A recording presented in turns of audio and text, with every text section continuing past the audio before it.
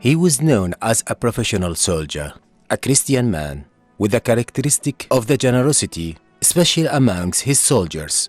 He lived for 3 decades in the Arabian deserts between the Bedouins, where he attracted their world and their qualities.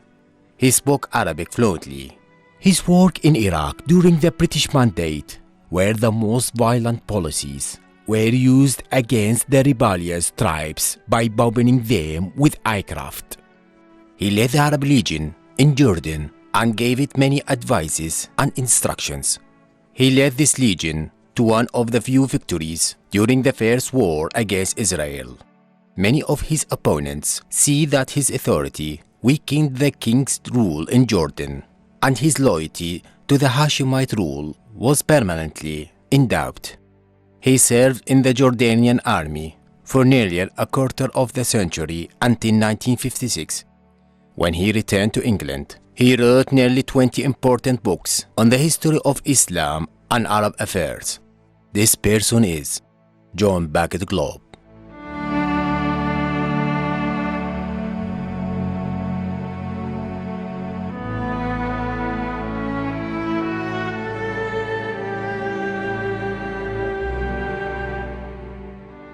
In 1897, John Bagot Glubb was born in Preston, Lancashire, from the Anglo-Irish military family. His father is Sir Frederick Manley Glubb. He was a senior officer in the British Army Corps of Engineers. Glubb educated at Cheltenham College. He gained a commission in the Royal Engineers in 1915. He suffered a shortage on the Western Front of the First World War. In later years, this will lead to his Arabic nickname of Abu Hinik, meaning the one with the little jaw. He was then transferred to Iraq in 1920, which Britain had started governing under a League of Nations mandate following the First World War. At that time, the armed unrest by the Arab tribes against that mandate was continuing in the country. But when Glubb arrived in Iraq, British forces repressed the tribal revolt at a great financial cost. He was posted to Ramadi, a city in central Iraq, in 1922. In that period, he learned Arabic language. Began at that stage his interest in Arab culture. He was particularly interested in the civilization of Iraq.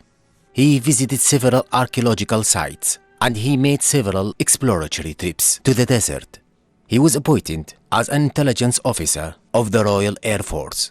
He was charged with the mission of building bases for the British aircraft around Baghdad suburbs in order to face and quickly any tribal attack through air strikes, and to carry out several air attacks against the tribe's outlaw which refused to pay taxes. The idea of using airplanes to overcome distance and bad communication seems very tempting.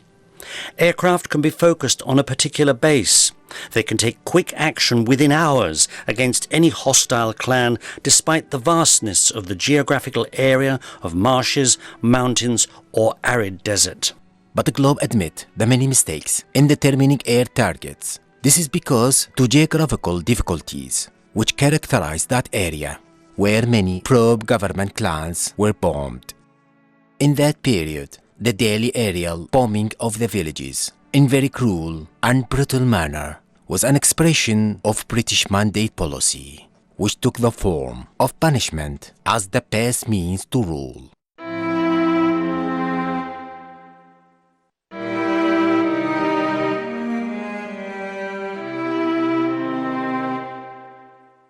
In 1927, Glubb resigned from his position in the British Army and became an administrative inspector for Southern Sahara affairs in the Royal Iraqi government.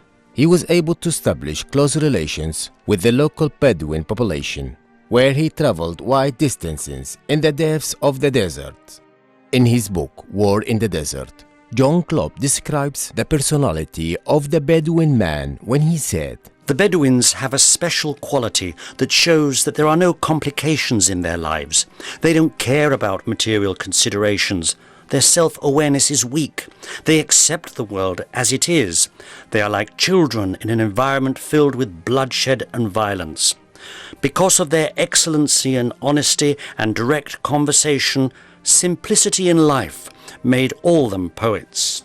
And about the personality of the Bedouin fighter, Glubb says, "The Bedouin is a tough man and he loves to fight, but he is very volatile and calm. He does not want to exterminate his enemies or expand its influence to other regions, and the wars he makes to get spoils are a kind of sport. The only thing that makes the Bedouins cruel and forces them to rally for his service is religion." At that time, the Arab Sahara was witnessing tribal invasions and brutal massacres carried out by radical religious groups known as Muslim Brotherhood or Wahhabis. The name is referred to radical cleric Muhammad bin Abdul Wahhab, which he called to adhere to Islamic religious principles, as it has been since its beginning for the first time. This group was under the protection of Riyadh governor Abdulaziz Al Saud, which he sponsored this group since 1912 and used it to strengthen its powers throughout the Arabian Peninsula. As a result of the use of excessive violence by them, at least 400,000 people were killed and injured. Glubb was a witness to these massacres and mass escape operations by frightened tribesmen and their families. Glubb played a prominent role in the face of those radical groups by using several airstrikes, where he bombed their camps, and he carried out several ground military campaigns on their whereabouts.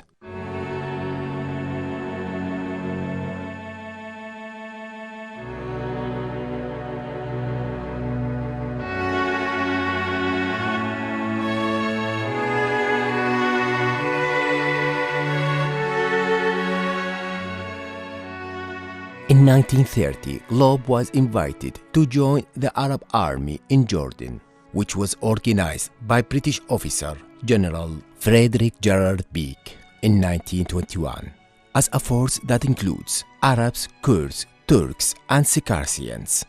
Glubb became the second man in command after General Frederick.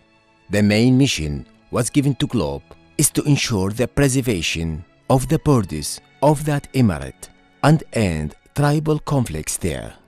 He formed the Desert Patrol, a force consisting exclusively of Bedouin. Within a few years, he had persuaded the Bedouin to abandon their habit of raiding neighboring tribes.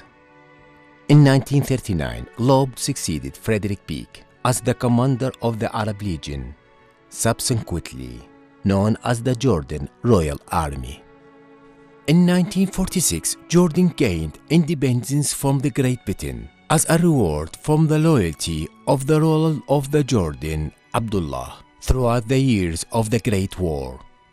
King Abdullah tried to expand his kingdom by annexing parts of neighboring Palestine to Jordan.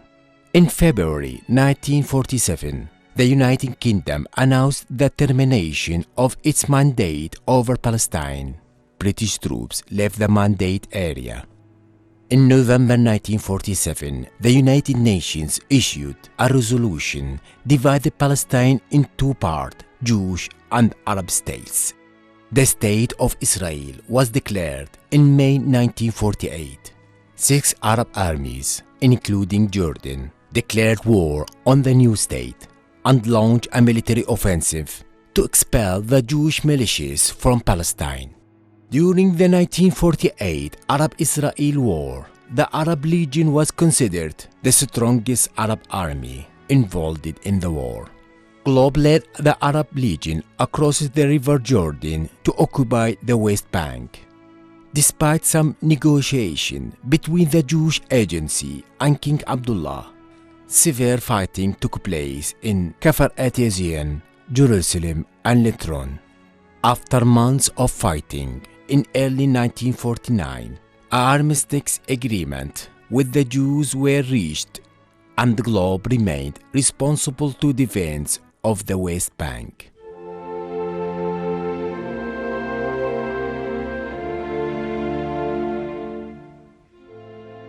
On July 21, 1951, during Friday prayers at the Al-Aqsa Mosque in Palestine, King Abdullah was assassinated, and his grandson Al-Hussein ibn Talal was crowned King of Jordan in the 2nd of May 1953. At the beginning of the reign of the new king, there were several differences between Glubb and King Hussein, particularly related about the topics of the promotions of Arab officers and founding the Arab Legion. Glubb retained command of the Arab Legion until 1st of March 1956, when King Hussein dismissed him and several other British senior officers in the Arab Legion. Glubb left Jordan in 1956 and spent the rest of his life writing books and articles, mostly about the Middle East and his experience with the Arabs. In his book on his autobiography, which was issued in 1957 under the title A Soldier with the Arabs, Glubb explained his life and his experience with the Arab world when he said, "I spent 30 years living among the Arabs. During the first 19 years of that period, I lived together with them. I rarely met a European person. Indeed, sometimes the weeks would go by without me speaking one English word. I first went to Iraq in 1920 as a regular officer in the British Army in pursuit of new fields of literature and for a wider knowledge of the many and modern martial arts. But after 5 years, I decided to change the basis of my career completely. I made the decision to resign from the British Army and devote my life to the Arabs. My decision was very emotional. I loved them."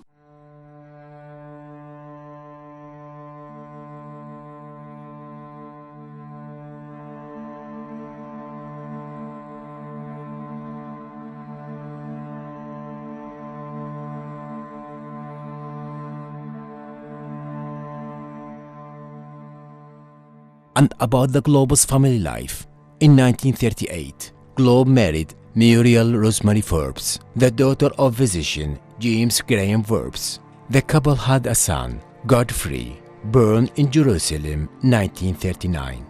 In 1944, they adopted Naomi, a Bedouin girl, and in 1948, they adopted 2 Palestine refugee children called Atallah and Mary.